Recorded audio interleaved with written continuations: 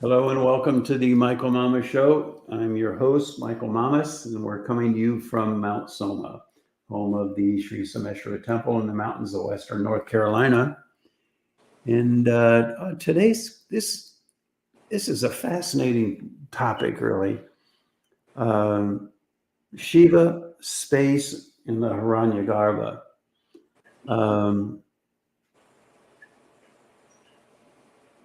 I think the best way to, let's talk about space. Space in Vedic literature, and I kind of touched on this last podcast, but it's Kala.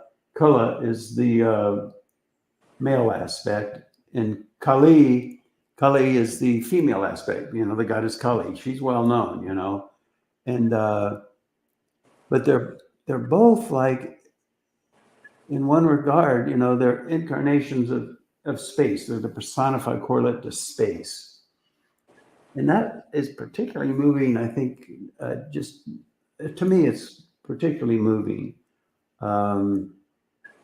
Because, and let's see if we can kind of go through this experience together a little bit. But it's like, imagine wherever you are, look at the room, or if you're outside, look at the view, or both, whatever. If you're looking out a window, and imagine that the whole image before you is just like a projection on a screen.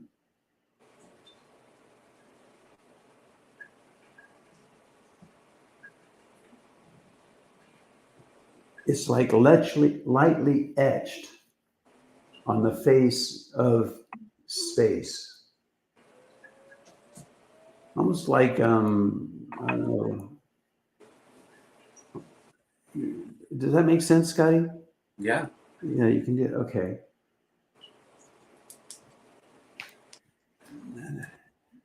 That space that it's slightly etched on, it's infinite.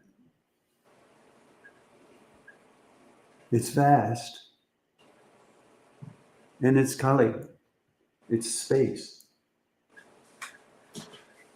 So I think in a previous podcast once I talked a little bit about, it's kind of like if you have a crystal and like there's a little fissure or crack here or there in the crystal, you know how it can display like a rainbow effect, and it's just one little sliver through. And there are different slivers through, and each of those is a different plane of existence, you could say. But what's between these different planes of existence is space. It's Kala. Now, we're not talking about space like outer space. That's more a quality of the physical universe. But what we're talking about is space in a transcendental sense. Eternal space that's beyond relativity, but nevertheless, it's got like one toe or 1 foot into relativity. They talk about the 5 elements. You hear that referenced even in Chinese medicine. But the first element, the most, the deepest, you could say, is space. You can't touch it. You can't grab onto it. You can't feel it. It's like consciousness. It's the consciousness, pure consciousness. It's the backdrop for this whole projection that we call relative existence. It's kind of interesting because the next cascade, because these manifest, hearing, touch, sight, taste, smell, but the next is wind, air. Now, air is interesting because you can't grab onto it, you can't hold it, you can't see it, but you can feel it. When the wind blows up against your skin, you feel it. Unlike space, which you can't feel. And then just goes through the different elements like that.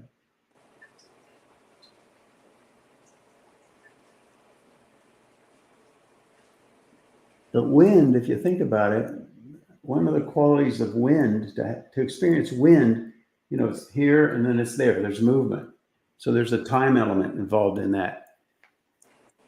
So you could say that space, even though it happens like in the manifestation process immediately, really, but the manifestation process goes from space, which is sort of like a precursor to time, but just back to back, boom, boom. They happen right at the same time, essentially, but not exactly. So at any rate, now we have space, but then there's this concept of the Hiranyagarbha, the cosmic egg. And that is the universe, how the universe emerges. See, in the West, a lot of modern physicists theorize about multiple universes, whereas in Vedic literature, there's one universe, but there are multiple prapancham, which are, well, that word has different meanings. One of them is what in the West and physicists they call different universes, but also it's like every consciousness has its own universe. And our universes coincide, parallel universes, so to speak. So you have your universe, I have my universe, we each live in our own prapancham. That's pretty cool, I think, huh, Scotty? Yeah. Now, do those prapanchams like when you and I get together, our prapanchams kind of like lock in or somehow, or I don't know. You could say they interface. Yeah. Because they're parallel, but they're not exactly the same because you have your perspective, I have my perspective, and they're a little different because it's based on the uniqueness of our individual Atma. Right. And then it gets really profoundly beautiful and deep because it's really through the Atma, out of the Atma is where relative existence manifests. It all emerges from the Atma. Okay. Another thing that I've heard you talk about in the past is how, when you're talking about reality, it's like you portraying like a movie isn't a bunch of it's separate individual pictures that are being like projected across the screen. So as it's running or it's unfolding, time is the thing. They're actually one thing, but time is the thing that spreads all the individual pictures out. Yeah. Reality is the absolute. Reality is the transcendental value. That transcendental value emerges first, manifestation of it, if you will, still essentially absolute, but nevertheless has some component of relativity, is space. And so it emerges from what? From the absolute, from the Atma, and then blossoms out into relativity. You see, like that. And depending on the nature of your individuality, the nature of your awareness, then that determines what, little fissure in that crystalline structure, if you will, that where you function, what loka you're on, what world you function in. You see? So let's get to the Hiranyagarbha here, because what's interesting is it's kind of like shaped like an apple core in an apple. The very center of it, you could call that the Atma. The very center of it, it's a point value, and it like glows golden, almost white gold, almost like. And then from that point, it emerges out into something that's kind of like three-dimensional. So it's like a flower, like a morning glory type flower, that shape of a flower. And that right there is the manifest universe. Now, for those that are interested, we'll get in. we'll kind of maybe allude a little bit to the mathematical structure of it. But if you're not interested in that, just you don't have to even follow that. But I'll touch on it here in a little bit. So you've got this thing that manifests out like the shape of a flower. And then it goes into what we'd say is the unmanifest and then curves back around, into the core. So you've got a structure like that. And so you see, what is it when it's not manifest? It's space. It's what in the West they try to, just to make their numbers and all work, they think of it as dark matter. It's dark matter. It's matter, but it's not, And so what is that shape that gets formed? It's a Hiranyagarbha. It's a shape of a Shiva linga. One maps onto the other, you see.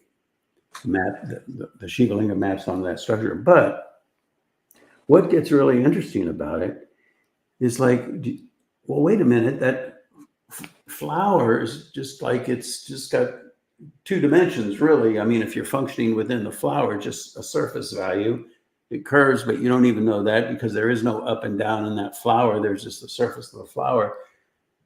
And so that's where it becomes kind of interesting because in that sense, the Hiranyagarbha, yes, it's the structure of the universe. And when the consciousness touches into that, when the consciousness becomes clear, it happens in a sequentiality. First, it's like all this is lightly etched on the face of being, on the face of the absolute, on the face of space. But then, see, what happens then too is, I'm jumping around here a little bit, but there becomes a personified correlate to that space. And that the name for that personified correlate is Kala or Kali. Kala, male, female, two sides, same coin. But when you interface with that, when you experience that, it's like he who has no name, just like a silent witness.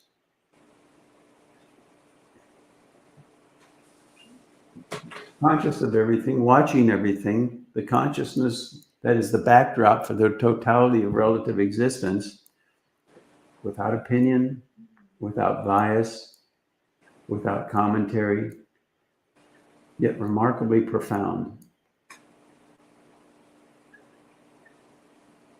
And that's space,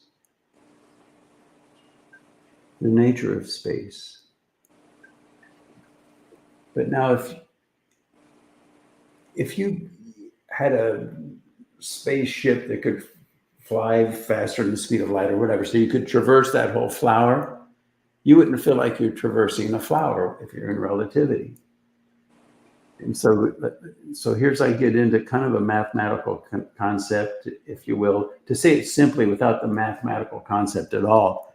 How would we say that? The three-dimensional nature of relative existence is born out of that flower. So it takes on dimensionality as like a projection out of the surface value of the flower. Does that make sense, Scotty? Sure. Okay. Now, in a previous podcast, I talked about this, like if you have a flat piece of paper, and then you have a sphere, and then you have the source of a laser beam at the very top of the sphere. And that laser beam then can shine through any point on the surface of that sphere and then go on to a point on the paper. Now the sphere is three-dimensional, but on the paper, that point, then the laser beam would move a little bit to the next point and there, and then there, and then you can move that laser beam all around, interfacing with a corresponds to each point on the sphere. And you end up with a projection of the three-dimensional sphere onto a two-dimensional surface.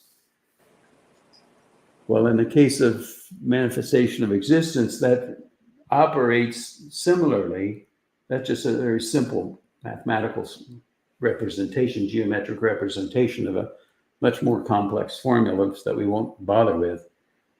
But that then takes the two-dimensionality going the other way. Instead of going from the sphere to the surface, you go from the surface back to the three-dimensional sphere. And what you end up with is our three-dimensional universe.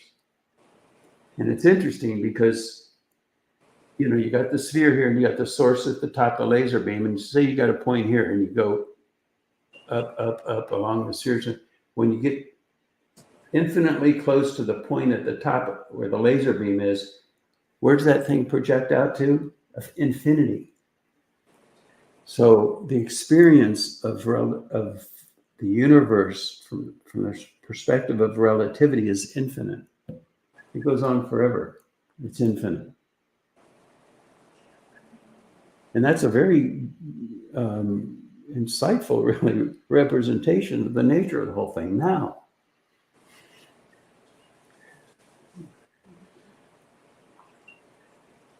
Enter the yugas, the ages.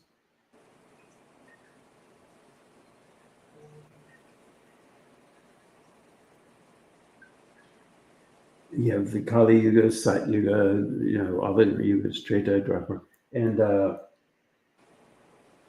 what happens then, that whole cycle is a Mahayuga when they're all taken together. But between those Mahayugas, you know, there's a period where the universe ceases to be. It's no longer manifest. It's no longer there. But they say, one interesting thing, Scotty, I don't think I've ever told you this.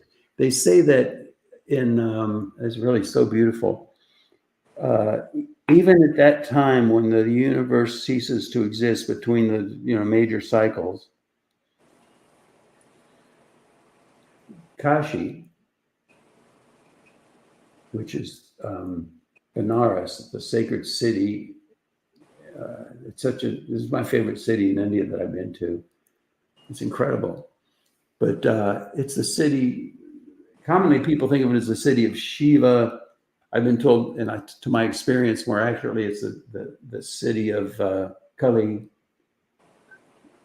So you have Kala, the space aspect of Shiva, and then Kali, you know, the goddess.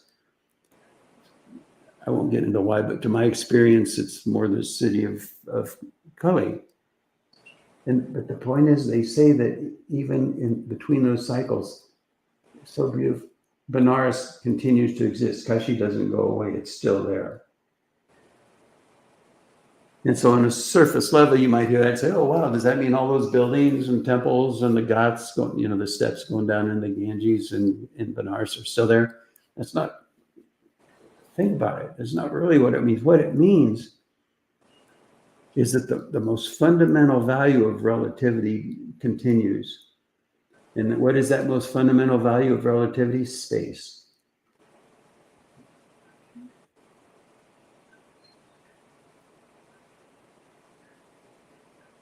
I think that's so beautiful.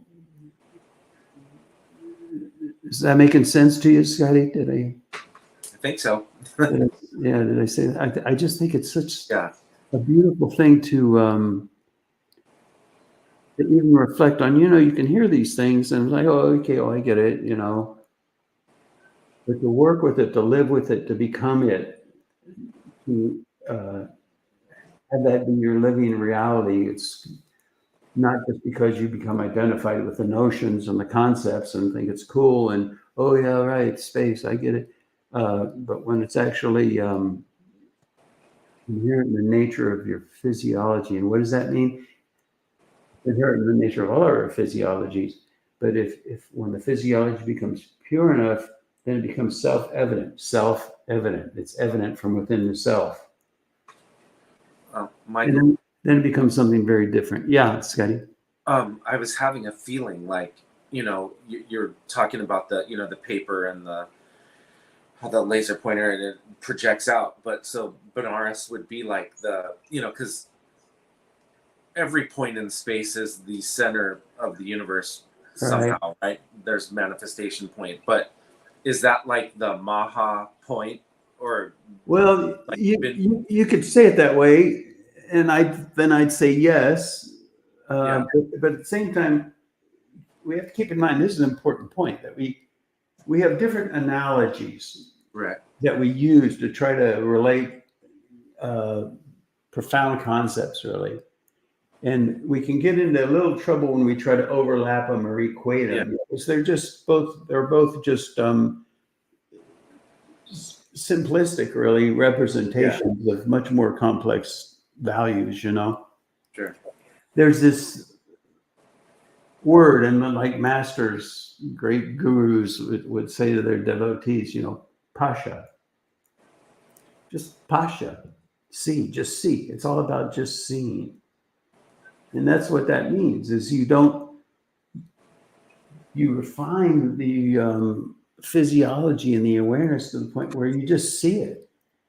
It's just self-evident. And if the physiology and awareness isn't refined enough to see it, you're not going to see it. You know, you see? Yeah. And see, that's one of the shortcomings of Western science, of physics even, is that it has to be an experiment, and the experiment has to be repeatable. But now, where's it usually repeated? In the laboratory. The laboratory could be your telescope, or it could be a little room in a building. But the real laboratory of consciousness is within each individual. And so it might be repeatable within the individual, but it doesn't necessarily be the experience of the next individual, you see. So it becomes an ancient secret. And even if the secrets are told, they remain secrets. Even though you read the book of secret doctrines, they remain secret. Why? Because it's not in your consciousness. It's a notion. It's an astral echo, you could even call it, you see. And that's basically all I have to say about all this. I think it's just beautifully profound. The Hiranyagarbha, then, you could say, exists in the absolute. It doesn't really exist in the relative, but it births the relative. All right. Unless there's anything else, Scotty, I think we've done it for today. There was another picture that you see every once in a while with showing the magnetic, of like Earth, and it, the magnetic field that goes around, kind of almost Beautiful has question. that, Yeah. where it kind of comes in, and then you think, well, that's manifesting life here on the planet. It's a beautiful question. Yeah. It maps. I think that's what you're getting. It maps. Yeah. Maps on Hiranyagarbha. Even any little magnetized pull right down to the subatomic level, it all maps. Everything maps. That's why in what was Hermann Hesse's book, was it Siddhartha, where he talked about sitting along the side of a river and watching the water flow and just noticing how everything maps. Yeah. And it's all one. And so he saw how the flow of the water down the river was total knowledge was contained in that. Newton alluded to that. He said, if you understood but one drop of sand, you'd understand one piece of sand, or however you put it, you'd understand the whole universe. Same idea. Same idea. All right. That's good, Scotty. Yeah. Yeah, it's great, isn't it? It's good stuff. Yeah. All right. Thanks, everybody, for listening. And there's so much we could talk about. And we'll do it step at a time.